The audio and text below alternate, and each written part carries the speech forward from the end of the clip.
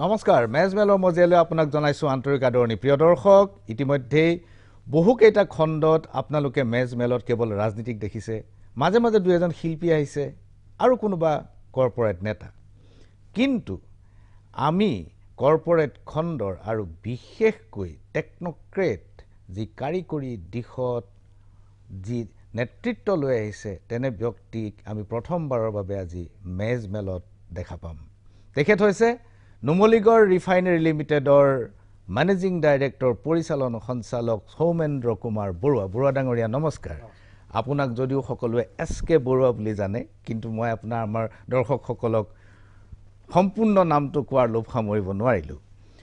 বৰুৱা ডাঙৰীয়া তেল কোম্পানী এটা ৰিফাইনাৰী এটাৰ মুৰব্বী এজনক সন্মুখত লৈ আজি যদি মই এই প্ৰশ্নটো নসুধো তেন্তে দৰ্শকে মোক ভুল বুজিব গতিকে মোৰ প্ৰথম প্ৰশ্ন হ'ব যে তেলৰ দাম কিয় বাঢ়িছে এটো নিশ্চয় সকলো দৰ্শকেই উপলব্ধি কৰিব আৰু জানিবলৈ বিচাৰিব আপোনাৰ পৰা নিশ্চয় সুধিব তেলৰ দাম বাঢ়িছে আন্তঃৰাষ্ট্ৰীয় বজাৰত তেলৰ দাম বাঢ়িছে এটো আসলতে প্ৰাইম কাৰণ তেলৰ দাম বঢ়া কিন্তু এই লাষ্ট 2 বছৰত অলপমান তেলত যেটো ট্যাক্সেস আৰু এক্সাইজ ডিউটি হয় এটো অলপ বঢ়োৱা হ'ল চৰকাৰে বহালে সেন্ট্ৰেল গভৰ্ণমেণ্টে বহালে এক্সাইজ ডিউটি আৰু বেলেগ ষ্টেট গভৰ্ণমেণ্টবোৰে তেওঁলোকৰ যেটো ভ্যাট হয় ভ্যাটটো বহালে তো সেইকাৰণে এতিয়া তেলৰ 50%তকৈও অধিক মূল্য ট্যাক্সতে যায় আসলতে ট্যাক্স এণ্ড ডিউটিজ তো সেইকাৰণে যেটো বাঢ়ি গ'ল সেইটো সময় তেলৰ দাম কম আছিল যেতিয়া বঢ়াইছিলে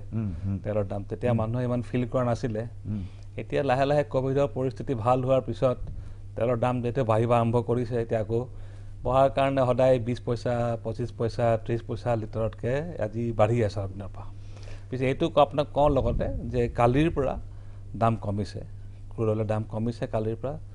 $4 মান কমিছে অপেক অসম গভৰ্ণমেণ্ট অফ ইণ্ডিয়াও লৈছে বহুত ষ্টেপছ অপেকৰ প্ৰডাকশ্যন অলপ বঢ়াব সেইটো সংক্ৰান্তত লৈ পেলাই অলপ তেলৰ দাম কমিছে কিন্তু এইটো আৰু বঢ়া কমা চলিব অলপমান এতিয়া 100 টকা লিটাৰত 25 পইচা বঢ়া বা 25 পইচা কমা কিমান ইম্পেক্ট হয় বিগত সময়ছোৱাত যোৱা 3টা মাহত মই দেখিলো যেতিয়া 48 বাৰ বাঢ়ে 3 বাৰ কমে আৰু যেতিয়া 18-19ত যেতিয়া তেলৰ দাম আন্তৰ্জাতিক বজাৰত কম আছিল তেতিয়াও কিন্তু আমি কম দামত তেল কিনিবলৈ পোৱা নাছিলো ইয়াৰ কাৰণটো কি তেতিয়া সেই মই আপোনাক যেনে ক'লো তেতিয়া এই ট্যাক্সেস আৰু ষ্টেটৰ ট্যাক্স আৰু চেন্ট্ৰেলৰ এক্সাইজ ডিউটি এই দুটাই বঢ়োৱাৰ কাৰণে দামটো তেতিয়াও বাঢ়ি আছিল যদিও আন্তঃৰাষ্ট্ৰীয় বজাৰত তেলৰ দাম কম আছিল এতিয়া হয়তো দাম বাঢ়িলে আন্তঃৰাষ্ট্ৰীয় বজাৰত আৰু বাঢ়ে হয়তো সাকে ডিউটিজত ট্যাক্সেস আৰু ডিউটিজত কমাব পাৰে যেতিয়া তেলৰ দাম কম থকা অৱস্থাত আন্তৰ্জাতিক বজাৰত তেলৰ দাম কম থকা অৱস্থাত যেতিয়া ট্যাক্সৰ কাৰণে তেলটো বাঢ়ি থাকে তেতিয়া সৰ্বসাধাৰণৰ ওপৰত প্ৰেছাৰ পৰে সেইটো আপুনিও জানে মইও জানো কিন্তু তাৰ পিছত যেতিয়া বাঢ়ি যায় বা তাতকৈ কমি যায় তেতিয়া কোম্পানীৰ লাভ হয় নে নহয় ৰিফাইনাৰী লাভ হয় নে নহয় ৰিফাইনাৰীৰ লগত লিংক নাই আচলতে লিংক নাই তেলৰ দামটো মানে বস্তু এনেকুৱা ধৰণৰ তেলৰ দাম বুলি যেতিয়া কয় নহয় মানুহে তেতিয়াহ'লে অকল খাৰুৱা তেলৰ দামটো হয় ক্ৰুডৰ পেট্ৰল আৰু ডিজেলৰ দামটো নকয় সেইকাৰণে খাৰুৱা তেলৰ দামটোৱে বজাৰৰ দাম আচল তেল বুলি ক'লে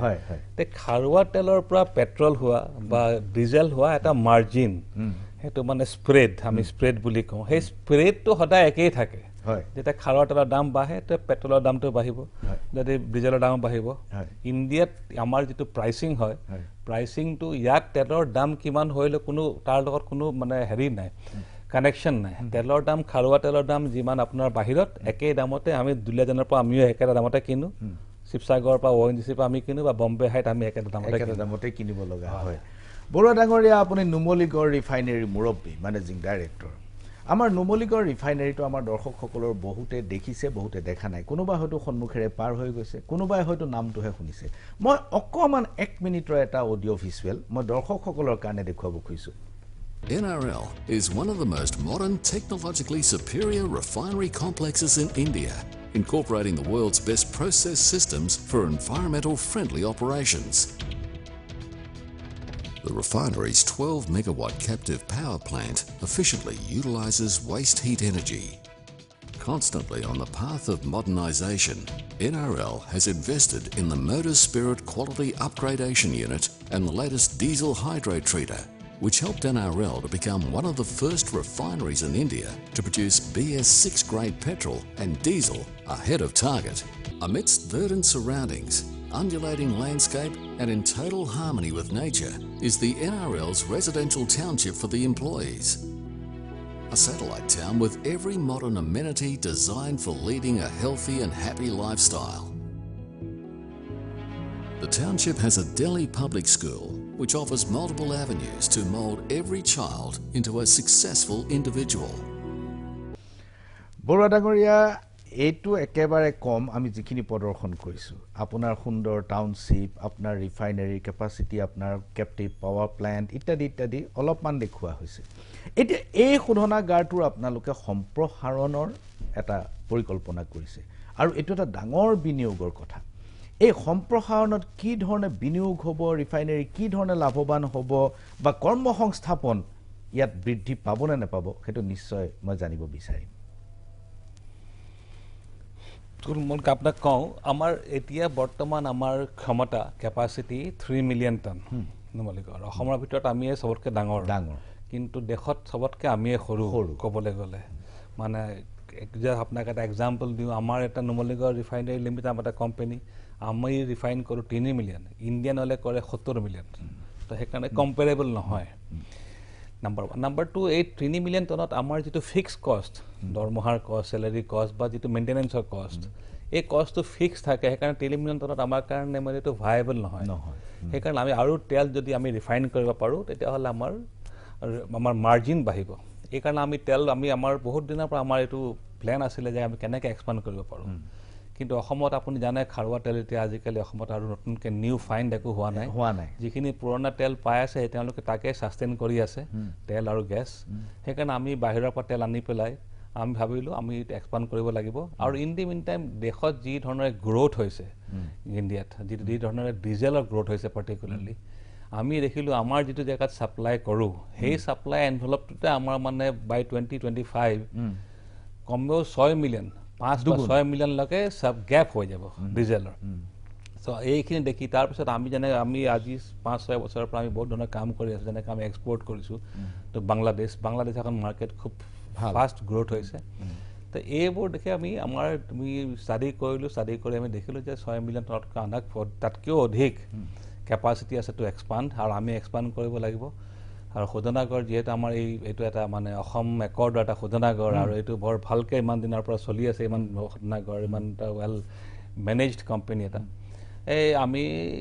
চৰকাৰৰ ওচৰত গ'লোঁ প্ৰথমতে কষ্ট ৱাজ হাই প্ৰথমতে চৰকাৰে নিয়া নাছিলে অলপমান ভাইবিলিটি কথা থাকে তাৰমানে তেলটো আমি বাহিৰৰ পৰা আনিব লাগিবতো আমি তেল এটা আমি আনিছোঁ পাৰাদ্বীপ পৰ্টৰ পৰা তেল আনিম আনি পেলাই পাইপলাইন এটা বহাম 1700 কিলোমিটাৰ পাইপলাইন পাৰাদ্বীপৰ পৰা নুমলীগড়লৈ ব্ৰহ্মপুত্ৰ পাৰ হ'ব লাগিব পাইপলাইনডাল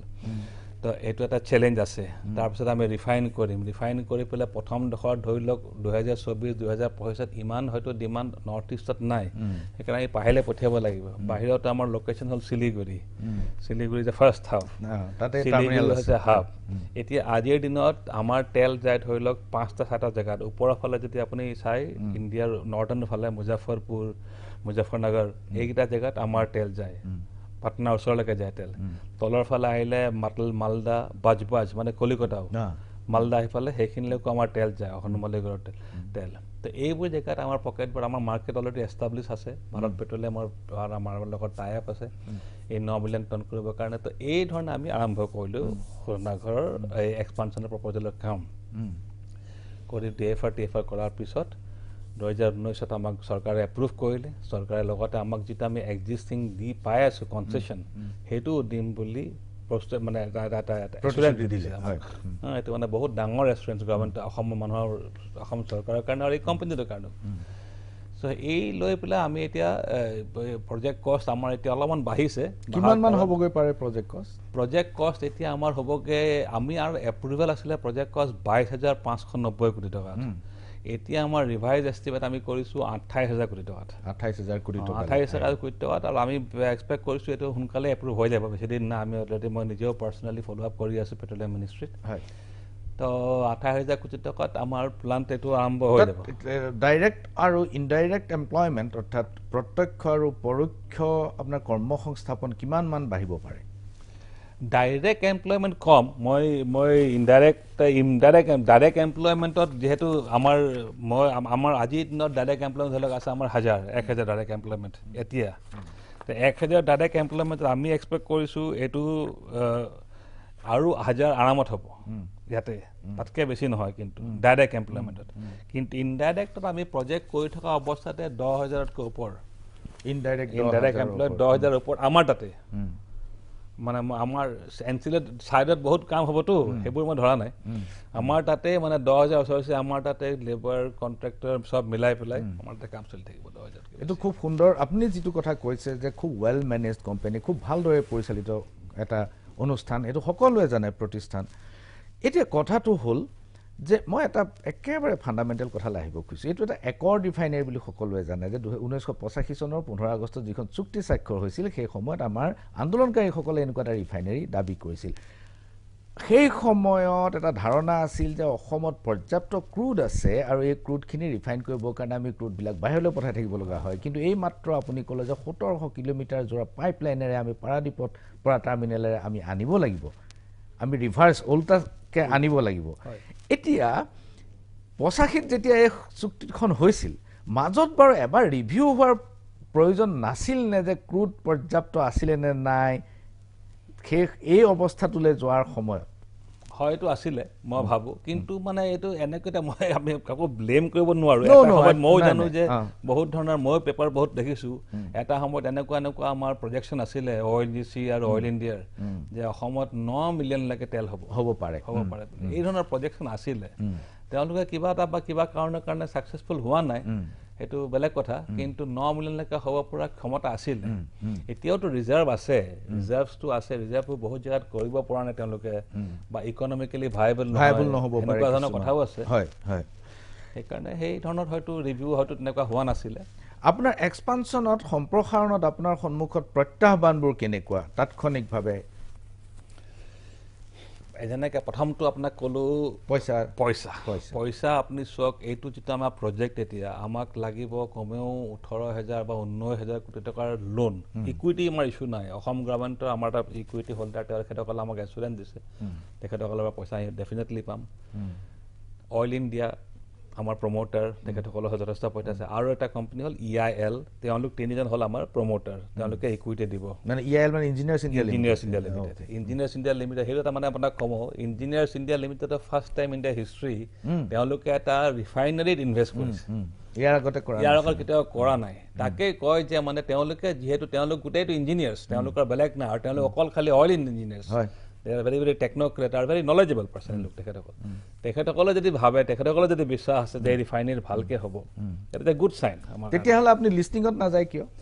যাব পাৰোঁ লিষ্টিঙত এতিয়া বৰ্তমান যিহেতু আমি অলপমান কনচেশ্যন পাই আছোঁ আমি অলপমান এতিয়া এই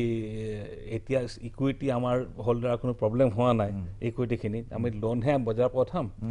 তে এই ৰিফাইনাৰী প্ৰজেক্টটো হৈ যোৱাৰ পিছত আমি হয়তো মনিটাইজ কৰিম তেতিয়া মনিটাইজ কৰিবলৈ চেষ্টা কৰিব আচ্ছা এই যে যিটো এক্সপানশ্যন হ'ব ইয়াত এনচিলাৰী আনুষংগিক আৰু ডাউনষ্ট্ৰীম ভটিয়নি উদ্যোগৰ সম্ভাৱনা কিমান থাকিব ডাউনষ্ট্ৰীম ৱৰ্ডটো ক'লে কম হ'ব ডাউনষ্ট্ৰীম বুলিবলৈ তেনেকুৱা খুব এটা বেছি নাই আমাৰ তাৰ পৰা ৰিফাইনাৰীৰ পৰা ডাউনষ্ট্ৰীম নহয় পেট্ৰল ডিজেল হৈ পেলাই বাকীখিনি ৱেক্সত অলপমান আছে ৱেক্স আমি নিজে বনাওঁ যিবিলাক কেণ্ডেলত যায়গৈ খুব এটা বেছি ডাউনষ্ট্ৰীম নাই ৱেক্সো আপোনাক মই কওঁ ৱেক্সো অসমৰ খাৰুৱা তেলতে ৱেক্স আছে আমি যদি বাহিৰৰ পৰা তেল আনিম সেইবোৰত ৱেক্স কম থাকিব তাত পেৰাফিন ৱেক্স নাথাকে আমাৰ তেলত ৱেক্স আছে আমি ৱেক্সটো এক্সট্ৰেক্ট কৰোঁ কিন্তু আমাক আপুনি যিহেতু কৈছে আমি এইটো আপোনাক লগতে কওঁ এই যে লাষ্ট 3-4 বছৰত যে মানে যিটো এই যে ডিজেল ডিমাণ্ড ডিষ্ট্ৰাকশ্যন হ'ল হৈছে যিটো মানে হঠাৎ ক'ভিডে আমাক বহুত বস্তু দেখুৱাই দিলে ডিজেলৰ যিটো মানে ফ্লাকচুৱেশ্যন হ'ব পাৰে মানে যেনেকৈ মানুহে যিমান ভাবিছে তেনেকুৱা নহ'বও পাৰে এতিয়া আমি চিয়'ৰ নহয় সেইকাৰণে আমাৰ এই যিটো আমি মানে এক্সপানশ্যন কৰি আছোঁ এতিয়া প্ৰপ'জেলটো আমি লৈছোঁ আমাৰ তাত আমি এতিয়া we are making our self ready for petrochemical also' তাৰমানে যদি কাইলৈ ডিজেল দৰকাৰ নহয় বজাৰত উই কেন ছুইচ টু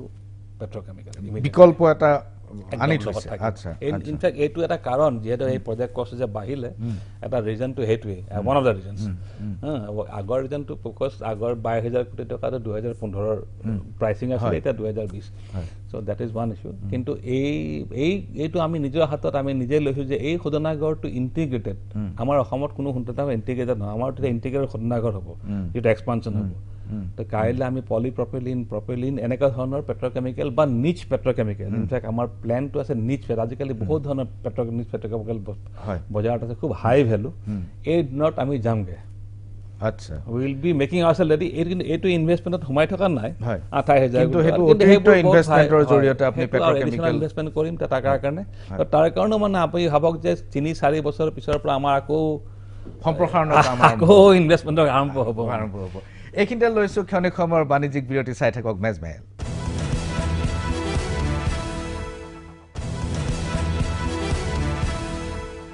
বিৰতিৰ পাছত পুনৰ ঘূৰি আহিছোঁ মেজমেলৰ মজিয়ালৈ আজি মেজমেলত আমাৰ মাজত উপস্থিত নুমলীগড় ৰিফাইনেৰী লিমিটেডৰ পৰিচালন সঞ্চালক SK বৰুৱা ডাঙৰীয়া বিৰতিলৈ যোৱাৰ পূৰ্বে আমি আলোচনা কৰিছিলোঁ নুমলীগড় ৰিফাইনেৰী এটা পূৰ্ণাংগ পেট্ৰকেমিকেল এটা প্ৰতিষ্ঠানত পৰিণত কৰাৰ কথাটো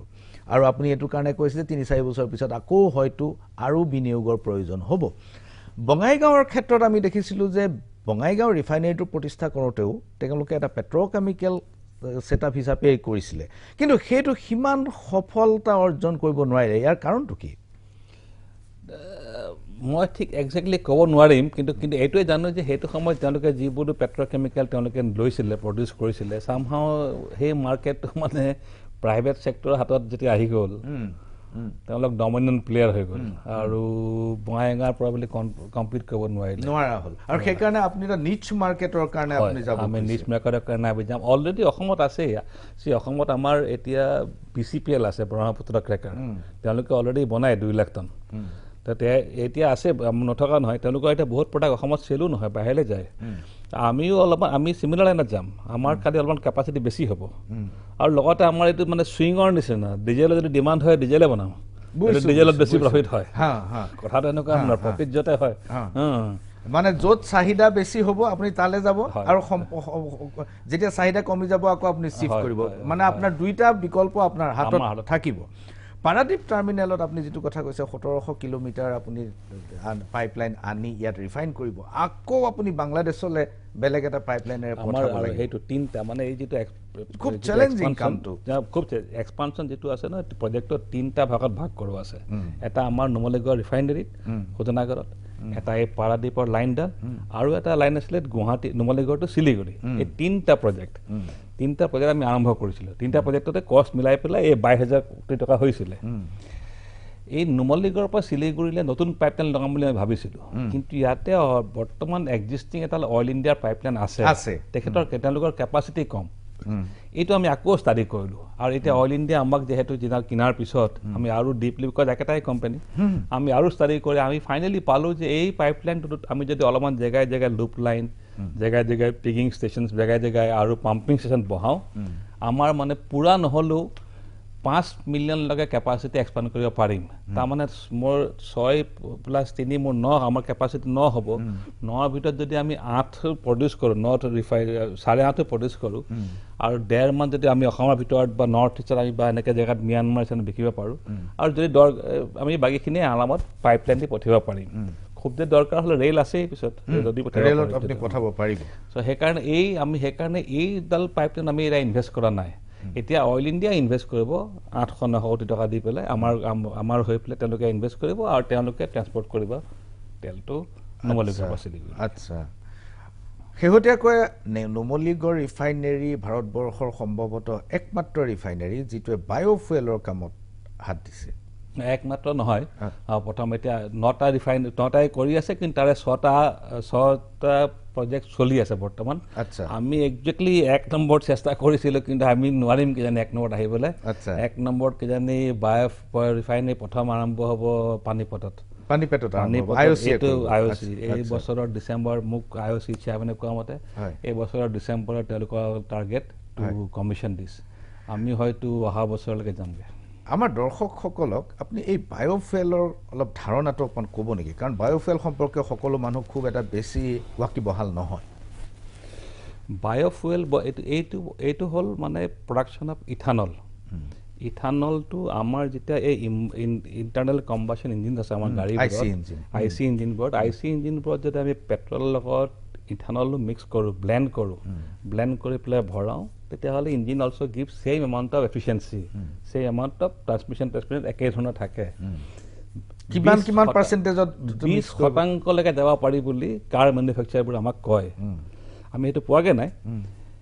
এতিয়া সেই ইথানল অলৰেডি প্ৰডাকশ্যন আৰম্ভ হ'ল ইণ্ডিয়াত সেইটো হ'ল 1G ইথানল ফাৰ্ষ্ট জেনেৰেশ্যন ইথানলটো বনাই চুগাৰ কেনৰ পৰা বা মেজৰ পৰা এইটো মানে ফুড চুগাৰ কেন এক্সেছ প্ৰডাকশ্যন হয় আপুনি জানে ইণ্ডিয়াত চুগাৰ কেন UP মহাৰাষ্ট্ৰ এইবোৰ জেগাত তাৰ পৰা সেই চুগাৰ কেনৰ পৰা ইথানল বনায় আৰু আজিৰ দিনতো এতিয়াও এই বছৰত ধৰি লওক 300 কোটি লিটাৰ ইথানল প্ৰডাকশ্যন হৈ আছে ইণ্ডিয়াত তাত আপুনি খুৰাটো বাদ দিছে খুৰা কম্পনেণ্টটো বাদ দিছোঁ সেইটো হৈছে ইথানল প্লাণ্ট ইথানল সেইবোৰ সেইকাৰণে গাঁৱে গাঁৱে বহুত সৰু দেখিবা মানুহৰ ভিলেজত চুগাৰ কেন খেতি যাৰ আছে তেওঁলোকে কনাই আছে কিছুমান এপ্ৰুভেল লাগে তেওঁলোকে গৈ পেলাই অইল মাৰ্কেটিং কোম্পানীবোৰে কিনি পেলাই তেখেতসকলৰ টাৰ্মিনেলত লৈ যায় ইথানলটো তাতে ব্লেণ্ড কৰি গাড়ী এতিয়া আপুনি যদি দিল্লীত গাড়ীত পেট্ৰল ভৰাই তাত ইথানল আছে তাত ইথানল ইতিমধ্যে মিক্স কৰে আছে আৰু সেইটো কুঁহিয়াৰৰ পৰা হোৱা বস্তু আমি যিটো বনাই আছোঁ এইটো ছেকেণ্ড জেনেৰেশ্যন এইটো 2G ইথানল 2G ইথানলটো হৈছে নন ফুড খোৱা বস্তু নহয় 2G বহুত ধৰণৰ পৰা বনাব পাৰে বেচিকেলি মানে বহুত মানে কি মেইজ বা ৰাইচ হাস্ক যিসব মানে খোৱা বা ৱেষ্ট ৰাইচ ডেমেজ ৰাইচ এনেকুৱা ধৰণৰ তাৰ টেকন'লজি নাই এতিয়ালৈকে কমাৰ্চিয়েলি প্ৰুভেন আমি বিচাৰি পেলাই এটা টেকন'লজি পালোঁ এখন জেগাত ইন ফিনলেণ্ড কেম্পলিছ বুলি এটা অৰ্গেনাইজেশ্যন ৰিচাৰ্চ অৰ্গেনাইজেশ্যন তেখেতসকলে প্ৰুভ কৰিলে যে বেম্বৰ পৰা ইথানল বনাব পৰা যাব বাঁহৰ পৰা তো আমাৰ লগত যোগাযোগ হ'ল আমি কথা পতা আৰম্ভ কৰিলোঁ তাৰপিছত আমাৰ মানুহ গ'লোঁ তেখেতসকলো আহিলে বহুতবাৰ ইয়ালৈ আহি আমাৰ ইয়াৰ বেম্বৰ লৈ গ'ল আমাৰ মানুহ গ'ল তেখেতসকলে প্ৰথমতে আছিলে এটা R&D প্লেন তাত আৰম্ভ কৰিলে তাৰপিছত এটা পাইলট প্লেন বনালে পাইলট প্লেনটো আমাৰ বাঁহ লৈ গৈ বাঁহৰ হেৰি কৰাৰ পিছত ফাউণ্ড দেট অসমৰ পৰা ফিনলেণ্ড লৈ গৈ তেওঁলোকে আমাৰ মানুহ গৈছিল লগত তাত সেইটো প্ৰুভ কৰিলে যে বাঁহৰ পৰা বনাব পৰা যাব কিছুমান চেলেঞ্জ আছে যেনেকৈ এই তাতে যিটো মানে এনজাইম বুলি এটা বস্তু আছে এনজাইমৰ কনজাম্পশ্যন কিমান হ'ব যদি এনজাইমৰ কনজাম্পশ্যন খুব বেছি হয় তেতিয়াহ'লে দাম বহুত বাঢ়ি যাব এনেকুৱা ধৰণৰ কিছুমান চেলেঞ্জ আছে তো আমি আৰম্ভ কৰিলোঁ আমি ক'লোঁ যে আমি প্ৰজেক্ট কৰিম অসমত আপোনালোকো আহক মানে we want to share the risk তেখেতসকলৰ লগত তো কৈ পেলাই তেওঁলোক আহিলে তেওঁলোকো আহিলে 50% আমিও আহিলে 50% চ' এইটো 50-50 জইণ্ট ভেঞ্চাৰ প্ৰাইভেট কোম্পানী কিন্তু 50-50 যিহেতু চৰকাৰী কোম্পানী নহয় আমি 50% 50% কৈ পেলাই সেই আৰম্ভ কৰিলোঁ প্ৰজেক্ট চলি আছে এতিয়া ফুল চুইঙত কাম অসমত কিন্তু সেই প্ৰজেক্ট কষ্টটো যিহেতু নতুন প্ৰজেক্ট নতুন প্ৰকল্প মানে এইটো টেকন'লজি নট টেষ্টেড কমাৰ্চিয়েলি আৰু বহুত বস্তু মানে কি ধৰণৰ মেচিন কিনিব লাগিব কি ধৰণৰ ইকুইপমেণ্ট হ'ব লাগিব টাইজিঙৰ ড্ৰয়িংছবোৰ ভেণ্ডাৰক বুজোৱা টান এনেকুৱা কাৰণে মানে বহুত মানে তাত আনইঞ্জিনিয়াৰ্ড ভেছেল কিছুমান আছে এইবোৰ বস্তু পোৱা নাযায় ইণ্ডিয়াত ভেণ্ডৰ নাই আমি চাইনিজ ভেণ্ডৰ লৈছোঁ এনেকৈ ডাইজেষ্টাৰ ইভাপোৰেটৰ এনেকুৱা ধৰণৰ নতুন বস্তু ইয়াত নাই অৱশ্যে ক'ভিড অহাৰ পিছত অসুবিধাও হৈছে চাইনা বিহেতু মাৰ্কেটত নাই যি কি নহওক প্ৰজেক্ট ফুল চুইং চলি আছে অহা বছৰ আমি কমিশ্যন কৰিম প্ৰজেক্টটোত already it is moving pretty fast এতিয়া আমি নিজে ক'ভিডৰ সময়টো আজিৰ দিনতো এতিয়াও যে মই আহিছোঁ এটা 1500 মানুহ কাম কৰি আছে তাতে আপুনি এতিয়ালৈকে যিহেতু এইটো ছেকেণ্ড জেনেৰেশ্যন ইথানল আপুনি উৎপাদন কৰিব আৰু যিটো বাঁহৰ পৰা আপুনি কৰিব এইটো এটা সম্পূৰ্ণ নতুন সম্পৰীক্ষা একেবাৰে নতুন এক্সপেৰিমেণ্ট এটা এই এক্সপেৰিমেণ্টটো বাণিজ্যিকভাৱে সফল হ'ব বুলি কমাৰ্চিয়েলি ভায়েবল হ'ব বুলি আপোনালোকে কি ধৰণে আছে আমি তাৰ ফিজিবিলিটি কৰিছোঁ তাতে আমি কিমান তাত ইল্ড হ'ব সেই ইল্ডত আমাৰ মানে এই ভায়েবল এনেই আপোনাক কওঁ 2G প্লাণ্টবোৰ ভায়েবল নহয় চবৰে এতিয়া যে পানীপথত যে কৰিব খুজিছে IOC তেওঁলোকে কিহৰ পৰা কৰিব তেওঁলোকে ৰাইচ হাস্ক আৰু ৰাইচৰ হাস্ক যিটো তাৰ পৰা কৰিব আচ্ছা সেইটো পাঞ্জাৱত পাই ধৰো পাঞ্জাৱৰ পৰা কৰিব তো তেওঁলোকৰ এইবোৰ চবতে মানে কি হয় যে IRRবোৰ বৰ 3% 4% মানে 2-3% এইটো ভাইবল নহয় চবতে আমাৰো ঠিক তেনেকৈয়ে আছিলে কথাটো আমাৰ প্ৰজেক্ট কষ্টটো বাঢ়ি গ'ল কিন্তু এই টেকন'লজিটোত আমাৰ লগত ইথানলৰ বাহিৰেও আমাৰ আৰু দুটামান প্ৰডাক্ট ওলাব যেনে হ'ল এচিটিক এচিড এটা প্ৰডাক্ট ইয়াৰ পৰাই ওলাব এই বাঁহৰ পৰাই আৰু এটা প্ৰডাক্ট ওলাব ফাৰফুৰেল টু ফাৰফুৰেল এলকহল হৈ কনভাৰ্ট হয় তাতে ৰেচিন টেচিন কামত এইটো ইউজ হয় আৰু যিটো থাকি যাব বায়' মাছটো সেইটো আমি ইউজ কৰিম ফৰ আৰ পাৱাৰ প্লেণ্ট তো আমি পাৱাৰ তাৰ পৰা জেনেৰেট কৰিম এই তিনিটা আমি যদি ৰেভিনিউ ষ্ট্ৰীমটো আমি এড কৰোঁ তেতিয়াহ'লে আমাৰ মানে আমাৰ IRR 10% ওচৰা-ওচৰিকৈ হয় আৰু গভৰ্ণমেণ্ট অফ ইণ্ডিয়াও আমাক 150 কোটি টকা এটা গ্ৰাণ্ট দিছে এই প্ৰজেক্টটোৰ কাৰণে তো এই মিলাই পেলাই আমি 9-10% IRRত আমি এতিয়া বৰ্তমান আমাৰ নাম্বাৰে কয় যিটো আমাৰ প্ৰজেক্ট কষ্ট যিমান ইথানল ওলাম আৰু যিমান এচিটিক এচিড বানেকৈ ওলাব তাৰ প্ৰাইচিং লৈ পেলাই অলপ কনজাৰ্ভেটিভ বেচিছতো কৰিছোঁ আমাৰ 9% মান IRR হৈ আছে এতিয়ালৈকে আৰু যদি আমি এবাৰ এই টেকন'লজিটো টেষ্টেড হৈ যায় টেকন'লজিটো কমাৰ্চিয়েলি হৈ যায় অহা বছৰ নেক্সট প্লাণ্টৰ কাৰণে it become much easier for us কিন্তু আপুনি যিটো কথা কৈছে যে ৰেচিডিউ যিটো থাকি যাব সেইটো পাৱাৰ প্লেণ্টত আপুনি ইউজ কৰিব সেইটো পাল্প ফৰ্মত নাথাকিব জানো পাল্প ফৰ্মত থাকে এইটো বায়'মাছ এইটো মানে আপোনাক কি ক'ম আপুনি দেখিছে কিজানি এই মানে থাকি যোৱা যিখিনি এক্সট্ৰেক্ট কৰি পেলাই চেলুল'জ এক্সট্ৰেক্ট কৰি পেলাই বাঁহৰ পৰা এক্সট্ৰেক্ট কৰি পেলাই যিখিনি থাকি যাব সেইখিনি কথা কৈছে সেইখিনি that will be burned and that will be a good power plant আচ্ছা হেতু পাৱাৰ প্লেণ্টলৈ আপুনি হেৰি কৰিব পাৰিব আচ্ছা এইখিনিতে এই পাৱাৰটোৱে চলাব আমাৰ প্লান্ট আচ্ছা এইখিনিতে লৈছোঁ ক্ষণিক সময়ৰ বাণিজ্যিক বিৰতি চাই থাকক মেজমেল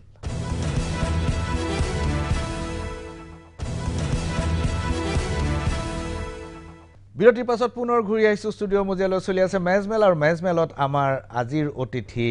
নুমলীগড় ৰিফাইনেৰী লিমিটেডৰ পৰিচালন সঞ্চালক SK বৰুৱা ডাঙৰীয়া বিৰতিলৈ যোৱাৰ পূৰ্বে আমি আলোচনা কৰিছিলোঁ বায়'ফুৱেলৰ কথা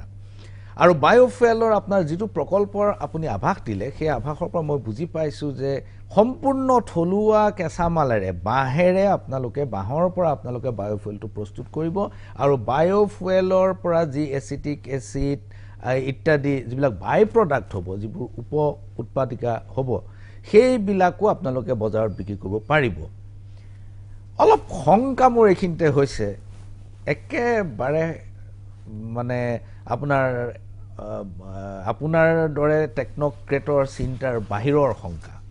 সেইটো হ'ল কি যে অসমৰ কেঁচামাল বিশেষকৈ বাঁহৰ ওপৰত নিৰ্ভৰ কৰি 70ৰ দশকৰ পৰা অশেষ চেষ্টা কৰি আমাৰ 3টা পেপাৰ মিল বনালে যোগীগোপা কাছাৰ আৰু জাগিৰোড এটা পেপাৰ মিলো আজিলৈকে আমি চলাব নোৱাৰিলোঁ বাঁহক নিৰ্ভৰ কৰি আপুনি যি একেবাৰে সম্পূৰ্ণ নতুন এক্সপেৰিমেণ্ট ল'বলৈ এই সাহসটো কেনেকৈ কৈছে প্ৰথমতে কওঁ যে আমি বাঁহক দুখ দি লাভ নাই পেপাৰ মিল বন্ধ হোৱাৰ কাৰণটো পেপাৰ মিল হয়তো বাঁহৰ কাৰণে বন্ধ হোৱা নাই স্বাভাৱিক কথা সেইকাৰণে কাৰণ অজস্ৰ বাঁহ আছেতো অজস্ৰ বাঁহৰ কোনো মানে আমি যিমান ছাৰ্ভে কৰিলোঁ বাঁহৰ অজস্ৰ আছে আৰু মইতো নতুন প্লান্টেশ্যনৰ কথা কোৱাই নাই হয় মানে এক্সিষ্টিং হোম গ্ৰোন বেম্বুজ ৰেইন ফৰেষ্ট বেম্বুজ ইমানেই বেছি আছে এৰিয়াত এই নৰ্থ ইষ্টত তাৰ পৰিমাণ আমাক যিমান লাগে মানে ইটছ জাষ্ট এ মিনিস্কিউল সেইকাৰণে মই নাভাবোঁ যে বাঁহৰ কাৰণে প্লান্ট লোৱাটো এটা ৰিস্ক হয় মই এইটোৱে আমাৰ ৰিস্ক নহয় এইটো প্ৰজেক্টৰ কাৰণে চ'ৰ্চিঙত হয়তো অলপমান কষ্ট হ'ব পাৰে কাৰণ কেলৈ চ'ৰ্চিঙত ৰাস্তা পদূলি কথা থাকেতো বাঁহত এতিয়া আমাক লাগিব 2 কোটি বাঁহৰ পোল পাৰ ইয়াৰ it's a huge amount 2 crore বাঁহ তেতিয়া আমি চিপ কৰি আনিম শিপিং থাকিব আমি এটা বৰ সাইণ্টিফিক ৱে আমি বাঁহ চ'ৰ্চিঙৰ কথা চিন্তা কৰিছোঁ সেইটো কেনেকুৱা ধৰণৰ হ'ব সেইটো মানে আমি লোকেল লেভেলত আমি এণ্টাৰপ্ৰেনিউৰ এনগেজ কৰিম যিহেতু তেওঁলোকে এগ্ৰিগেটৰ হ'ব বা তেওঁলোকৰ নিজৰো বাঁহৰ খেতি থাকিব পাৰে আচ্ছা তেওঁ বাঁহৰ খেতি থাকিলে তাৰ পৰা এগ্ৰিগেটৰ হ'ব তেওঁলোকৰ এটা শ্বিপিং প্লেণ্ট এটা হ'ব শ্বিপিং প্লেণ্টৰ মডেল চডেলবোৰ আমি দি দিম তেওঁলোকে আনিব কৰিব লাগে সেইবোৰো কম বেংকৰ লোনো এৰেঞ্জ কৰি দিম তাত তেওঁলোকে শ্বিপিং কৰি পেলাই আমাৰ লগত ডাইৰেক্টলি কিমান টকাত শ্বিপিং কৰি টলিং কৰি গাড়ীত উঠাই দিয়াৰ পৰা আমাৰ তালৈ অহালৈকে আৰু চব পে'মেণ্ট আমি ডাইৰেক্টলি এটা ব্লক চেইন মোডত মানে চবৰ দেখি থাকিব লেজাৰ ব্লক চেইন যিটো কয় আপুনি মোৰ লেজাৰ দেখি থাকিব মই এখেতৰ দেখি থাকিম যেনেকৈ ব্লক চেইন মোডত পে'মেণ্ট মোডত আমি এই অনলাইন পেমেণ্টৰ থ্ৰুৱেদি আমি এই মডেলটো চলাম অলপমান সেই গুজৰাটৰ অমুলৰ নিচিনা আচ্ছা কোঅপাৰেটিভ মডেলত cooperative, অলপমান সেনেকুৱা ধৰণৰ মডেলত হ'ব এই আৰম্ভ কৰি ছাৰ্ভে টাৰ্ভে কৰিছোঁ আমাৰ অলৰেডি ওলাইছে এডভাৰটাইজমেণ্ট আৰু যিটো আমি এতিয়া প্ৰাইচ দি আছোঁ মই সেইদিনাখন কৈ আছিলোঁ যে যিটো আমি এতিয়া প্ৰাইচ দি আছোঁ বাঁহৰ কাৰণে যিটো দিম লগতে চব নম্বৰ নাই কিন্তু এবিঘা মাটিত এটা ছিজনত যদি বাঁহ থাকে বাঁহৰ 3 বছৰৰ পিছত যেতিয়া বাঁহ হ'ব তাৰমানে এবিঘা মাটিত 40% যদিও আপুনি হাৰ্ভেষ্ট কৰে তাহলে আপুনি এৰাউণ্ড 25,000 to 28,000 টকা পাব লাগে এক বিঘাত মাইণ্ড ইট এইটো চাহতকৈ বেছি বেটাৰ ৰিটাৰ্ণ কিন্তু চাহ বাগানত এবিঘাত 28,000 টকা নাপায় আৰু কোনো মানে ন' মেইনটেনেন্স আৰু এইটো এচিয়ৰ্ড ৰিটাৰ্ণ আপোনাৰ বহি আছে ওচৰত তাৰপৰা আনক চিপকক দিয়ক অলৰেডি আমাৰ লগত কথা পাতিছে বহুত চাহ বাগানে যে কেন দে চেঞ্জ দেয়াৰ প্লান্টেশ্যন চিফ্ট কৰিব মানে হয় চিফ্ট কৰিব অলৰেডি মোৰ কথা পাতিছে এইটো ইণ্টাৰেষ্টিং হ'ব মানে এইটো এই ফাৰ্মাৰ বেম্বো ফাৰ্মিং ইকনমিটো চেঞ্জ হৈ যাব এই প্ৰজেক্টটো যদি ফুল চুইঙত চলে তেতিয়া 2 কোটি পল 2 কোটি বাঁহ এডালকে আপোনাৰ 2 কোটি বাঁহ এইটো অসমৰ ভিতৰতে সংগ্ৰহ কৰাটো সম্ভৱ হৈ উঠিবনে অসম নহয় এইটো অসম বুলি নকওঁ এইটো মানে নুমলীগড় যিডোখৰত আছে আপুনি দেখিছে নুমলীগড় আমি প্ৰথমতে লৈছোঁ পকেটটো 250 to 350 কিলোমিটাৰ ভিতৰত তাতকৈ বাহিৰত গ'লে এইটো অলপমান তেওঁলোকে কমপ্লিট কৰিব লাগিব অসুবিধা হ'ব তো 250 কিলোমিটাৰ এইফালে নাগালেণ্ড মোকাকচঙা পাই যাওঁ ডিব্ৰুগড় ধেমাজিও পাওঁগৈ এফালে অৰুণাচল অলপমান সোমাওঁ এইফালে শ্বিলং আহি ৰিভয় ডিষ্ট্ৰিক্ট মেঘালয় আহি ৰিভয় ডিষ্ট্ৰিক্ট পাওঁ যাওঁ এইখিনিতে আমাৰ যথেষ্ট বাঁহ আছে এইখিনিতে এজ অফ নাও ষ্টাৰ্ট কৰিবৰ কাৰণে কাৰ্বি আংলঙত বহুত আছে এনচি হিলছত আছে সেইটো একদম নেইবাৰহুড সেইটো কিবা কোৱালিটি স্পেচিফিকেশ্যন আছে নেকি যে এই ধৰণৰ বাঁহ জাতি ভলুকা এইবোৰ আমি প্ৰমোট কৰিছোঁ মষ্টলি জাতি আমাৰ যিবিলাক থলুৱা জাতি বাঁহ বা ভলুকা বাঁহ ধন্যবাদ আপুনি বায়'ফুৱেলৰ ওপৰত আমি বহুতখিনি কথা পাতিলোঁ মই নতুনকৈ বহুত কথা শিকিছোঁ বৰুৱা ডাঙৰীয়া এটা সৰু ভিডিঅ' ক্লিপিং আপোনাক মই দেখুৱাব খুজিছোঁ আপুনি আছিল সেইখন সাংবাদিক মেলত এই সৰু ভিডিঅ' ক্লিপিংটো আপুনি এবাৰ চাই লওক আপোনাৰ কাৰণে নহয় মই দৰ্শকসকলৰ কাৰণে দেখুৱাব বিচাৰিছোঁ প্ৰধান ডাঙৰীয়া আমাক কৈছিলে যে you contributed token amount for the current year next year আমি গোটে amount to লৈ যাম আৰু in the meantime oil will give money to government of India on behalf of government of Assam so oil has already deposited 2,150 crores on behalf of government of Assam to the disinvestment or central government of তেওঁলোকে দি দিলে so we paid 500 crore during that point of time today we are paying another 500 and by September we'll clear other 1,100 crores also because otherwise we have to keep on paying interest so with this Assam government from now will have 26% share in NRL Barua ডাঙৰীয়া এইখন সংবাদ মেলত আপুনি আছিলে য'ত অসম চৰকাৰৰ যিটো অংশীদাৰিত্ব শ্বেয়াৰ এই অংশীদাৰিত্বটো 26% বৃদ্ধি কৰাৰ প্ৰস্তাৱ কৰা হৈছে 1,000 কোটি টকা ইতিমধ্যে দিয়া হৈছে 1,150 কোটি টকা দিবলৈ বাকী আছে আৰু সেইটো অইল ইণ্ডিয়া ইতিমধ্যে দি দিছে 2,150 কোটি টকা গতিকে ছেপ্টেম্বৰৰ ভিতৰত 1,150 কোটি টকা আপুনি ক্লিয়াৰ হৈ যাব এতিয়া কথাটো হ'ল এই যে অসম চৰকাৰে যিটো অংশীদাৰিত্ব তাৰ বৃদ্ধি কৰিলে তাৰ পৰা আমাৰ অসম চৰকাৰৰ বা অসমৰ সমাজৰ কি লাভ হ'ব অসম চৰকাৰৰ মানে অসম চৰকাৰ আগৰ পৰা আছিলে 12% 12% লওঁতে আপোনাৰ চাগে মনত আছে সেইটো সময়ত আছিলে 12% was more of emotion sentiment Assam একত 10% ল'বই লাগিব এসময়ত অল আছাম ষ্টুডেণ্টছ আছিলে ইউনিয়ন আছিলে তেখেতসকলে কৈছে আৰু ল'ব লাগে অসম গভৰ্ণমেণ্টৰ লগত পইচাৰ অসুবিধা হ'ল এইটো সময়ত 10% শ্বেয়াৰ ল'লে এই 10টোৱে আচলতে 12 হ'ল মানে যিহেতু আমি পূৰা পইচা উঠালোঁ বজাৰৰ পৰা 12 হ'লগৈ আৰু বেছিকৈ 10 বুলিয়ে আছিলে সময়ত তো সেইটো ইনভেষ্টমেণ্ট আছিলে মোৰ অফ ইম'শ্যন চেণ্টিমেণ্ট তেতিয়াৰ পৰা আৰম্ভ হ'ল 2000 পৰা শোধনাগাৰ আৰম্ভ হ'ল 2000 পৰা আমি কোম্পানী ৰিফাইনাৰী কোম্পানী যেতিয়া প্ৰফিট দিয়া আৰম্ভ কৰিলে এই যে 90 কোটি টকা দিলে 2000 আগলৈকে অসম চৰকাৰে সেই 90 কোটিৰ পৰা পাই ডিভিডেণ্ড পাই আজিলৈকে এই লাষ্ট ইয়াৰলৈকে 1235 কোটি টকা ডিভিডেণ্ডে পালে অসম চৰকাৰে তাৰমানে 90 কোটি টকা ৰিটাৰ্ণ 1235 লাষ্ট ইয়াৰ অলপ বেছি পালে লাষ্ট ইয়াৰ আমাৰ মানে BPCL ডিসইনভেষ্টমেণ্ট হৈ গ'লতো সেইকাৰণে আমাকো চৰকাৰে ডিভিডেণ্ড অলপ বেছিকৈ দিব লাগিব ইকুইটিৰ পৰা আহি গ'ল সেইকাৰণে অলপ ডিভিডেণ্ড অলপ বেছি দিবলগীয়া হ'ল লাষ্ট টাইম নহ'লে আমি ইমান ডিভিডেণ্ড নিদিওঁ লাষ্ট টাইম অসম গ্ৰামে 340 কোটি টকা ডিভিডেণ্ড পাইছে ঠিক আছে আমি নহ'লে ইমান টকা আহি ডিভিডেণ্ডৰ পইচা আমি লগাব লাগে আমাৰ প্ৰজেক্টত নহ'লে আমি বেংকৰ লোন ল'ব লাগিব তো এই ধৰণে এইকাৰণে so' it is a very assured return and a very good investment এটা ফালৰ পৰা চাবলৈ গ'লে বুজি পাই 12ৰ পৰা 26 হ'ব এতিয়া চ' মুখ্যমন্ত্ৰীও তেখেতে খুবটো হি ইজ নলেজেবল পাৰ্চন চ' তেওঁ খুব ফ'কাছ এইটোত ইনভেষ্ট কৰিবৰ কাৰণে আৰু মই এনেও ভাবোঁ যে অসম গভৰ্ণমেণ্টে য'ত ভাবে অসম গভৰ্ণমেণ্টৰ হাতত এতিয়া চাবলৈ যায় অইল ইণ্ডাষ্ট্ৰিটো অসমত এটা মানে আমাৰতো বেলেগ ইণ্ডাষ্ট্ৰি খুব নাই বাকী চব পেকেজিঙে আছে বেলেগ চাহটো বাৰু বাদ দিয়ক অলপ দেৰিৰ কাৰণে তো থাকি গ'ল কি অইল কোল আছিলে আগতে কোলো হেৰি হ'ল চ' এনেকুৱা ধৰণৰ য'ত ইণ্ডাষ্ট্ৰিত য'ত অসম গভৰ্ণমেণ্টে এটা এচিয়ৰ্ড ৰিটাৰ্ণ পায় চেণ্ট্ৰেল গভৰ্ণমেণ্টৰ হাত আছে ছাপৰ্ট আছে গাইডেঞ্চ আছে তো মই ভাবোঁ যে অসম গভৰ্ণমেণ্ট ডেফিনেটলি ইনভেষ্ট কৰিব লাগে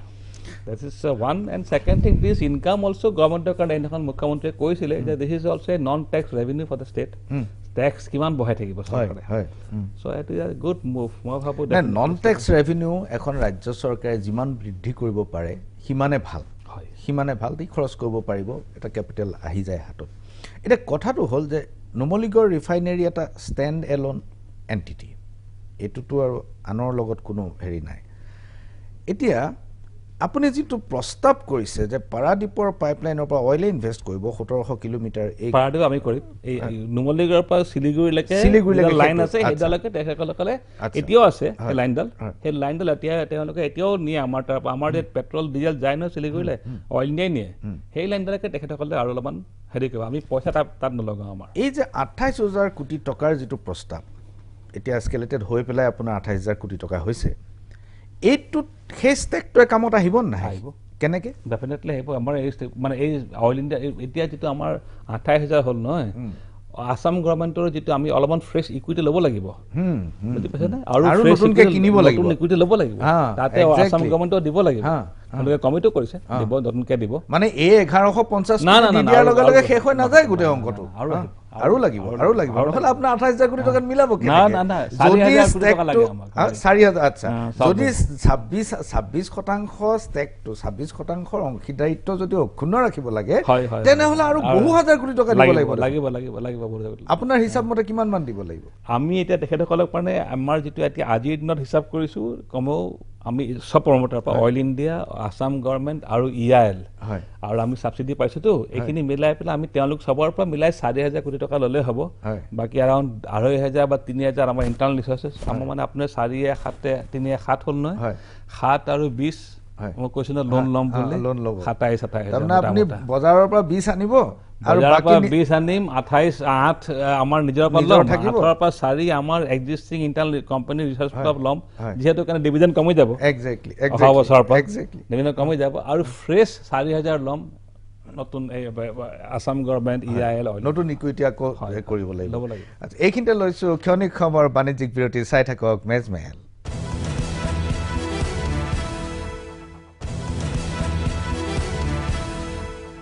বিৰতিৰ পাছত পুনৰ ঘূৰি আহিছোঁ ষ্টুডিঅ'ৰ মজিয়ালৈ চলি আছে মেজমেল আৰু মেজমেলত আমাৰ মাজত আজি উপস্থিত নুমলীগড় ৰিফাইনেৰী লিমিটেডৰ পৰিচালন সঞ্চালক SK বৰুৱা ডাঙৰীয়া বিৰতিলৈ যোৱাৰ পূৰ্বে আমি আলোচনা কৰিছিলোঁ অসম চৰকাৰৰ ইকুইটিৰ কথা এই ইকুইটিৰ কথাটোৰ প্ৰসংগ যেতিয়া আৰম্ভ হৈছিল যিটো মই ভিডিঅ' ক্লিপ আপোনাক দেখুৱাইছিলোঁ তাত ডক্টৰ হিমন্ত বিশ্ব শৰ্মাই আৰম্ভ কৰিছে ক্লিপটোত যে তেতিয়া প্ৰধান ডাঙৰীয়াই আমাক ক'লে তেওঁ ৰেফাৰ কৰিছে ধৰ্মেন্দ্ৰ প্ৰধান পেট্ৰলিয়াম তেতিয়াৰ পেট্ৰলিয়াম মিনিষ্টাৰ তেতিয়া ধৰ্মেন্দ্ৰ প্ৰধানে ক'লে যে এতিয়া তোমালোকে টোকেন কিবা এটা দি দিয়া তাৰ পিছত তোমালোকে এইবিলাক পেমেণ্ট কৰি থাকিবা কিন্তু 31 মাৰ্চৰ আগতে কিন্তু পইচাটো দিব লাগিব আৰু তেতিয়া 500 কোটি টকা দিলে এই গোটেই বস্তুটোত এটা কথাই স্পষ্ট যে চৰকাৰখনৰ এটা ৰাজনৈতিক ইচ্ছা আছে পলিটিকেল উইল আছে আৰু পলিটিকেল উইল থাকিলে কামটো কৰিব পাৰি নহ'লে 2150 কোটি টকা ৰৈ থাকিলে নহ'লে তেনেকৈ আচ্ছা অসম গ্ৰামৰ টাইমত বহুত অসুবিধা আচ্ছা এই কথাটো মই এপ্ৰিচিয়েট কৰাৰ সময়ত এই কথাটো মই মানি লোৱাৰ সময়ত এটা কথা মোৰ মনত পৰিছে যে এটা সময়ত খুব বিতৰ্ক হৈছিল যে অইল ইণ্ডিয়াৰ যিবিলাক মুৰব্বী আছিল চেয়াৰপাৰ্চন আছিল তেওঁলোক পলিটিকেল মানুহ আছিল দেৱকান্ত বৰুৱা অইল ইণ্ডিয়াৰ চেয়াৰপাৰ্চন আছিল শৰৎ চন্দ্ৰ সিনহা অইল ইণ্ডিয়াৰ চেয়াৰপাৰ্চন আছিল আৰু তেতিয়া টেকন'ক্ৰেটসকলে প্ৰায়ে আপত্তি কৰিছিল যে এই পলিটিকেল মানুহবোৰ থাকিলে আমাৰ কাম কৰাত বৰ অসুবিধা হয় পিছলৈ তেওঁলোকক আঁতৰাই দিয়া হ'ল এতিয়া যেতিয়া পলিটিকেল উইলটো আপোনাৰ বিকাশৰ কাৰণে আটাইতকৈ জৰুৰী ৰাজনৈতিক সদিচ্ছা বিকাশৰ কাৰণে যি মুহূৰ্তত আটাইতকৈ জৰুৰী আপুনি কি কাৰণত এই পলিটিকেল মুৰব্বীবিলাক নথকাটো সেই সময়ত বিচাৰিছিল বুলি ভাবে আৰু থাকিলে কি অসুবিধা হয় পলিটিকেল আমাৰ এতিয়া যি চেয়াৰমেন হয় তেখেতসকলতো পাব্লিক এণ্টাৰপ্ৰাইজ চিলেকশ্যন বৰ্ডৰ থ্ৰুৱেদি হয় যেনেকৈ ময়ো হৈছিলোঁ সেনেকৈ এতিয়া পলিটিকেল ইণ্টাৰফেৰেঞ্চ নাই একেবাৰে আৰু আজিৰ দিনত আপুনি জানে যে পাৰ্টিকুলাৰলি মানে এতিয়াৰ চৰকাৰবোৰ ডেকা ডেকা মিনিষ্টাৰ নলেজেবল খুব তেখেতসকলে নিজেই এতিয়া ধৰ্মেন্দ্ৰ প্ৰধানৰ নাম ক'লে আপুনি তেখেতসকলে প্ৰধান হিচাপে নিজেই ফুল্লি ইনভলভ তেওঁ প্ৰত্যেক দেশত থকা সব ৰিফাইনেৰী ভালকৈ জানে মানুহক ফাৰ্ষ্ট নামকৈ মাতে মোক ফাৰ্ষ্ট নামকৈ মাতে তেনেকুৱা ধৰণৰ মানুহ ইনভলভ থাকে সেইকাৰণে বেলেগ পলিটিকেল এনেকুৱা ইণ্টাৰফেৰেঞ্চ নাই আৰু টেকন'ক্ৰেট বা ফাইনেন্সিয়েল প্ৰফেশ্যনেল যোনেই চেয়াৰমেন হয় তেওঁলোকৰ সেইকাৰণে এই কোম্পানীবোৰ সেইকাৰণে ভালকৈ মেনেজ হয় মই প্ৰফেশ্যনেলি মেনেজ হয় মই ভাবোঁ পলিটিকেল ইণ্টাৰফাৰেঞ্চ নাই বুলি আপুনি কোৱাটোত অলপমান মোৰ সন্দেহ আছে সন্দেহ এইকাৰণে আছে আপোনাৰ ৰিফাইনেৰী নহয় শেহতীয়াকৈ যোৱা 4-5 বছৰত ONGCৰ যিটো অৱস্থা ONGC was a very cash rich company ONGCৰ নগদ জমা বহুত আছিল কিন্তু আজিৰ তাৰিখত ONGCৰ সেই অৱস্থাটো নাই আৰু ONGCৰ ভিতৰৰ মানুহে এই কথাটো আমাক জনায় যে অনিচ্ছা সত্ত্বেও কিছুমান ইনভেষ্টমেণ্ট কৰিব লগা হৈছে যিবোৰৰ কাৰণে তেওঁলোকৰ এইটো লোকচান হৈছে আৰু সেই অনিচ্ছাটো ইচ্ছাত পৰিণত কৰাটোত পলিটিকেল ইণ্টাৰফাৰেঞ্চ আছে বুলি তেওঁলোকে ক'ব খোজে এইটো আপুনি ক'বলৈ ভাল নাপাব পাৰে এইটো ONGCৰ কথা কিন্তু তথাপিও মই আপোনাৰ পৰা জানিব বিচাৰিম নহয় কেতিয়াবা মই এতিয়া এইটোৰ ওপৰত মই ক'ব নোৱাৰিম ONGCৰ আপুনি মই বুজি পাইছোঁ ONGC আপুনি ক'ত ইনভেষ্টমেণ্টৰ কথা কৈছে হয় কেতিয়াবা ONGC কেতিয়াবা চৰকাৰে এনেকুৱা ধৰণৰ মানে প্ৰায়ৰিটিবোৰ চৰকাৰৰ অলপমান বেলেগ ধৰণৰ হয়তো কেতিয়াবা ক্ষেত্ৰত মই এতিয়া এইটো ইনভেষ্টমেণ্টৰ ONGCৰ কথা কৈছে ধৰি লওক আমাক ধৰি লওক কৈছিলে বা যে LPG তহঁতি ফ'কাছ কৰিব লাগিব তোমালোকে LPGত খুব য'ত আমাৰ কেতিয়াবা ৰিটাৰ্ণ কম হয় কিন্তু দেশত LPG লাগে LPG ছাবচিডি দিব লগা হৈছে ধৰি লওক মাৰ্কেটিং কোম্পানীবোৰত ছাবচিডিৰ ক্ষেত্ৰত বহুত চেণ্ট্ৰেল গভৰ্ণমেণ্টে পোৱাই নাই পইচা এতিয়াও কমপ্লিট পইচা পোৱা নাই পলিটিকেল ইণ্টাৰফেৰেঞ্চ কিন্তু political interference for the greater cause of the nation মই সেইটো ভাবোঁ সেইকাৰণে যেতিয়া নেশ্যন যেতিয়া থিংকিংটো ক্লিয়াৰ হয় যেতিয়া সৎ ভাৱ হয় ষ্টেটৰ আৰু কি কয় মিনিষ্টাৰ বা পলিটিক্সৰ মই নাভাবোঁ যে তাক প্ৰপাৰলি গাইড কৰিলে মই ভাবোঁ যে definitely in the greater interest of the nation হ'ব এতিয়া তেলৰ দাম বঢ়োৱা নাই আপোনাক কৈছোঁ পলিটিকেল ইণ্টাৰফেৰেঞ্চ তেলৰ দাম বঢ়াব দিয়া নাই আমাৰো আছিলে পেট্ৰল পাম্প দাম বাঢ়ি গ'ল আমি পেট্ৰল পাম্পত ৰিটেইলত তেল বিক্ৰী কৰিব পৰা নাই কাৰণ দাম ইমান দামত আমি বিক্ৰী নহয় আমাৰ তেলৰ দাম বেছি কিনাৰত থকা ইণ্ডিয়ান অইলৰ দাম কম ইণ্ডিয়ান অইলক দিয়ে ছাবচিডি গভৰ্ণমেণ্টে কৈছে তেলৰ দাম বঢ়াব নোৱাৰোঁ দাম বঢ়াব নোৱাৰাৰ কাৰণে আমি লোকচানত পেট্ৰল ডিজেল বিকিলোঁ সেই 2 বছৰ 3 বছৰ লছ খালোঁ কিন্তু লছ খোৱাৰটো ইম্পৰ্টেণ্ট নহয় ইম্পৰ্টেণ্ট যে মানে প্ৰাইচৰ যিটো দাম হৈছে মানুহক পাছ অন কৰা নাই this is a political interference again Is it a positive interference? That's a positive interference. আমি সদায় পজিটিভ বুলিয়ে ভাবোঁ পজিটিভ ইণ্টাৰফেৰেঞ্চ বুলি আমাৰ ফালৰ পৰা আমি এনেকৈ কওঁ হয় হয়তো দেখোঁতে কিছুমান হয়তো ক'ব পাৰে যে ONGC ইয়াত কিয় কৰিলে তাত কৰিব লাগিছিলে ইনভেষ্ট এইটো এটা লছ মেকিং এইটো এটা প্ৰফিট মেকিং এনেকুৱা ধৰণৰ ডিবেট হয় একচুৱেলি চ' সেইটো কাৰেক্ট আপোনাৰ পইণ্টটো কাৰেক্ট আপুনি যিটো কথা কৈছে যে পজিটিভ পলিটিকেল ইণ্টাৰফাৰেঞ্চ লছত বিক্ৰী আছোঁ কিন্তু তথাপিও সমাজৰ ওপৰত প্ৰেছাৰ পৰা নাই মানুহৰ ওপৰত প্ৰেছাৰ পৰা নাই এডমিনিষ্ট্ৰাৰ্ড প্ৰাইচ মেকানিজিম যি আছিল APM এই এডমিনিষ্ট্ৰাৰ্ড প্ৰাইচ মেকানিজিমটো আজি বাজপেয়ী চৰকাৰ দিনতে উঠাই দিয়া হ'ল অইল পুলটো ভাঙি দিয়া হ'ল এইটো পজিটিভ ইণ্টাৰভেনশ্যন নে negative positive in what sense কি কাৰণ market take its own course গভৰ্ণমেণ্টে ক'লে যে মই এফালেতো ছাবচিডি দিবই লাগিবতো যদি দাম বাঢ়ে কাৰোবাক নহ'লে কাৰোবাকতো ছাবচিডি দিব লাগিব হয় গাড়ী চলাকজনক দিব নহ'লে বেলেগ এজন টেক্স পেয়ৰক দিব টেক্সটো government has to earn this revenue from somewhere এতিয়া যে এতিয়াও মানে মই এইটো ডিবেটত আহিছে কাৰণে কৈছোঁ এতিয়া যে তেলৰ দাম কমোৱা নাই বা ডিউটি কমোৱা নাই এক্সাইজ ডিউটি কমোৱা নাই বা ষ্টেট টেক্স কমোৱা নাই এই পইচা যে কালেক্ট হৈছে পইচাবোৰতো ইউটিলাইজ হৈ গৈছে জেনেৰেল পাব্লিকত এই ক'ভিডৰ কাৰণে কিমান ভেকচিন কিনিছে এই ভেকচিনৰ পইচাবোৰ আহিব ক'ৰ পৰা মই এটা চিম্পল এক্সাম্পল দিছোঁ বা এই যে পলিচিছ বা স্কিমবোৰ আহিছে এইটো ক'ব পাৰে যে স্কিমবোৰ ইউটিলাইজ হোৱা নাই বা মিছ ইউটিলাইজ হৈছে এনেকুৱাটো বেলেগ কথা সেইটো আমি অহা নাই কিন্তু এই স্কিমটো ইণ্ট্ৰডিউচ কৰিছে ইমান টকা এইটো ইণ্ট্ৰডিউচ কৰিছে এতিয়া এই উইড'বোৰক ধৰি লওক ষ্টেট গভৰ্ণমেণ্টে কালি মই দেখিছোঁ চেক দিছে হাতে 2.5 লাখ চিফ মিনিষ্টাৰৰ ফাণ্ডৰ ফালৰ পৰা পইচা দিছে এই পইচাবোৰতো আহিব লাগিব ক'ৰবাৰ পৰা চ' গভৰ্ণমেণ্টে ইন ইটছ অ'ন উইজডম তেওঁলোকে ভাবিছে যে মই মাইট এজ ৱেল এই ক্ষেত্ৰত গাড়ী চলাইছে এই ক্ষেত্ৰৰ পৰাই মই পইচা বেছি লওঁ তেখেতৰ গাড়ী আছে তেখেতে গাড়ীৰ দাম বঢ়ালেও তেলৰ দাম বাঢ়িলেও তেওঁ গাড়ী চলাবই তেওঁৰ পৰা লওঁ আৰু এই ক্ষেত্ৰত দুখীয়া মানুহক দিওঁ চ' ফ'কাছ ইজ লাইক ডেট নাও কিন্তু তাৰ যিটো মাল্টিপ্লায়াৰ এফেক্ট তেলৰ দাম বঢ়াৰ লগে লগে ফ্ৰেইট যিটো ৰেলৰ ভাড়া বাঢ়ি যাব পণ্য সামগ্ৰী কঢ়িওৱা ট্ৰাকৰ ভাড়া বাঢ়ি যাব মানুহে অহা যোৱা কৰাৰ ক্ষেত্ৰত ভাড়া বাঢ়ি যাব এইটোতো সৰ্বসাধাৰণৰ ওপৰত পৰিব কিন্তু সেইটো পাচন হয়তো আপোনাৰ ধৰি লওক তেলৰ দাম বঢ়াৰ লগে লগে বাছৰ ভাড়া বাঢ়িলে বাছৰ ভাড়া বঢ়াৰ লগে লগে পাচন হ'লটো কিন্তু কিমান পাৰ্চেণ্টেজ পাচন হ'ল আৰু বা কালে পাচন হ'ল সেই ধৰণৰ কথা পাচন হ'ল কালে বাছত যোৱা মানুহজনৰ কাৰণে বাছত যোৱা মানুহজনে গভৰ্ণমেণ্টে এইটো ভাবে যে ঠিক আছে আমি অলপমান তেখেতসকলক বাছত যোৱা মানুহজনক কমচে কম 10 পইচা 15 পইচা বঢ়াইছোঁ তেখেতৰ টিকেটত বা তাতকৈ মই 2 টকা দিছোঁ এই দুখীয়া মানুহজনক LPG ছাবচিডি দি আছোঁ ক'ৰ পৰা ছাবচিডি দিম এনেকুৱা ধৰণৰ কথা মানে এণ্ড ৰিজাল্টটো হৈছে কি যে এই মানে কমোৱা নাই পইচাটো কাৰো পকেটতো যোৱা নাই পইচা is going to the state বা চেণ্ট্ৰেল গভৰ্ণমেণ্ট এইটো মোদীৰ ডাইলগ এইটো নৰেন্দ্ৰ মোদীয়ে কয় যে কিছু ঘৰ পেতো গিয়া নেহি কাৰো ঘৰলৈ যোৱা নাই পইচা কওক হয় এই ধৰণৰ মানে মই এটা এক্সাম্পল দিছোঁ সেইকাৰণে আমি ডিচাইড কৰিব লাগিব যে আমি তেলৰ দাম কমাই পেলাই গাড়ী চলাকজনক অলপমান ৰেহাই দিওঁ আৰু ৰেহাই দি পেলাই অলপ মই লাগিলে এইফালে অলপ পইচা কম কৰোঁ নে তেখেতক আকৌ তেলৰ দাম বাঢ়িছে আৰু মই বঢ়াই দিওঁ বঢ়াই পেলাই মই এই দুখীয়া মানুহৰ বা এই মেডিকেল ইঞ্চুৰেঞ্চ বা এই ক'ভিডৰ কাৰণে বা এই ভেকচিনছ হওক বা হস্পিটেল বনাওঁ এতিয়া যি ধৰণে ধৰি লওক এতিয়া অসমতে যি ধৰণে হস্পিটেল বনাইছে ইমান হিউজ ইনফ্ৰাষ্ট্ৰাকচাৰ অভাৰনাইট এইবোৰতো হিউজ মানি লাগিব পইচা আহিব ক'ৰ পৰা আৰু হঠাৎ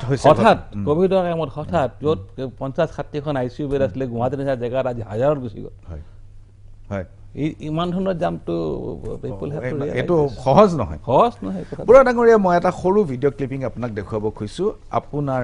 নিজৰ কোম্পানীৰ কিছু CSR এক্টিভিটিজ সম্পৰ্কত NRL has implemented several community projects for the socio-economic development of the neighbourhood population, providing affordable and accessible healthcare at the VK NRL Super Specialty Hospital, deployment of free mobile medical service at the doorstep of villages. NRL has implemented a number of social infrastructure projects in the nearby villages like motorable paved roads, RCC bridges and solar-powered streetlights. বুঢ়া ডাঙৰীয়া এই প্ৰসংগত প্ৰশ্ন উত্থাপন কৰাৰ আগতে মই এটা সৰু বাণিজ্যিক বিৰতি ল'ব লাগিব তাৰ পিছতে আমি এই প্ৰশ্নটো কৰিম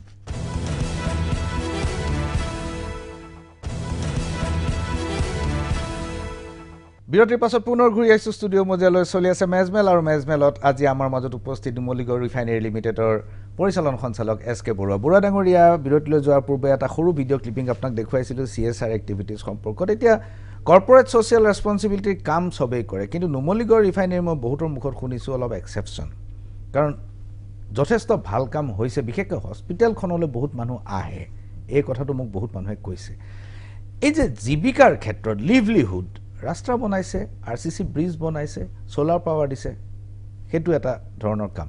কিন্তু মই জানিব বিচাৰিছোঁ পৃথিৱীত আটাইতকৈ ডাঙৰ সংকটটো আজিৰ তাৰিখত লিভলিহুড এই লিভলিহুড জীৱিকা অৰ্জনৰ ক্ষেত্ৰত আপোনালোকে কি ধৰণে সহায় কৰিছে